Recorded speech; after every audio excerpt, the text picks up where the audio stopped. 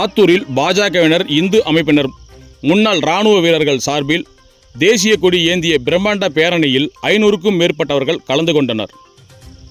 பகல்காம் பயங்கரவாத தாக்குதலுக்கு ஆபரேஷன் சிந்தூர் மூலம் நமது இந்திய இராணுவம் பதிலடி கொடுக்கப்பட்டது.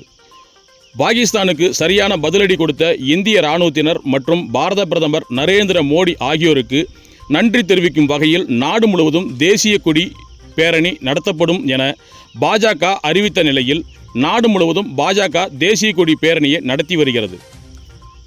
அந்த வகையில் சேலம் மாவட்டம் ஆத்தூரில் சேலம் கிழக்கு மாவட்ட பாஜக கிழக்கு மாவட்ட தலைவர் வக்கீல் சண்முகநாதன் தலைமையில் மாவட்ட பார்வையாளர் அண்ணாதுரை முன்னிலையில் சிறப்பு அழைப்பாளராக மாநில துணைத் தலைவர் KP ராமலிங்கம் கலந்து கொண்டார். முன்னாள் இராணுவ வீரர்கள், பாஜகவினர் மற்றும் இந்து அமைப்பினர் கலந்து கொண்டு ராசிபுரம் கூட்ரோடு சாலையில் இருந்து ஆத்தூர் பஸ் நிலையம் மணிக்கூண்டு வரை இந்த பேரணி நடைபெற்றது.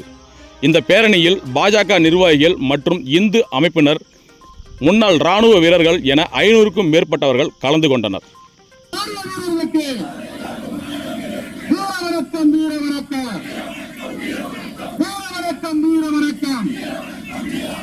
இந்திய பெண்களின் தாய் நிறுத்த பயங்கரவாதிகளுக்கு பானை கட்டிய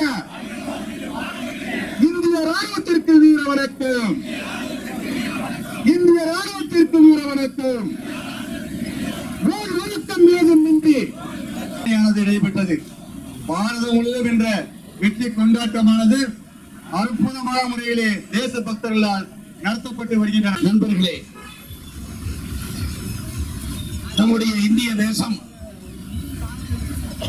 பாரத தேசம் உலகத்தின் மிகப்பெரிய வல்லரசு நாடாக, உலக பொருளாதாரத்திலேயே ஏற்றமிக்க நாடாக உருவாக்குவதற்காக 2047 நம்முடைய பாரத தேசத்தினுடைய சுதந்திரத்தினுடைய நூற்றாண்டை காணுகிற போது உலகத்தின் விருட்சமாக, உலகத்தின் சக்கரவர்த்தியாக, உலகத்தின் உச்சமாக நம்முடைய பாரத தேசம் தான் வந்திட வேண்டும் என்பதற்காக பாரத பிரதமர் நரேந்திர மோடி அவர்களும் இன்றைய இந்திய பேரரசும் அல்லும் பகலும் உழைத்துக் கொண்டிருக்கிற கட்டத்தில் இதை சிதைக்க வேண்டும் என்பதற்காக, உருத்தறியாமல் அழித்திடலாம் என்ற எண்ணத்தில், உள்நாட்டு கலவரத்தை உருவாக்கி விடலாம் என்ற எண்ணத்தில் பாகிஸ்தானுடைய தீவிரவாதிகள், பாகிஸ்தான் அரசினுடைய ஆதரவோடு,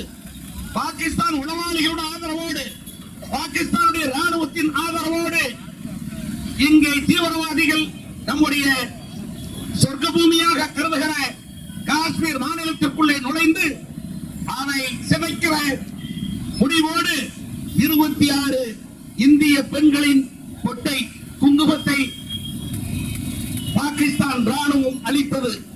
நேரடியாக நாம் சொல்ல வேண்டும் என்றால் தீவிரவாதிகள் என்று சொல்லுவதை விட பாகிஸ்தான் ராணுவம் மறைமுகமாக தீவிரவாதிகளை உருவாக்கி அளித்தது. அதை பழி தீர்ப்பதற்காக எப்படி 16ஆம் நாள் காரியம் செய்வோமோ அதை போல நம்முடைய மாநில தலைவர் நேற்றைய தினம் ஒசூரிலே இந்த கருத்தை தான் சொன்னார்.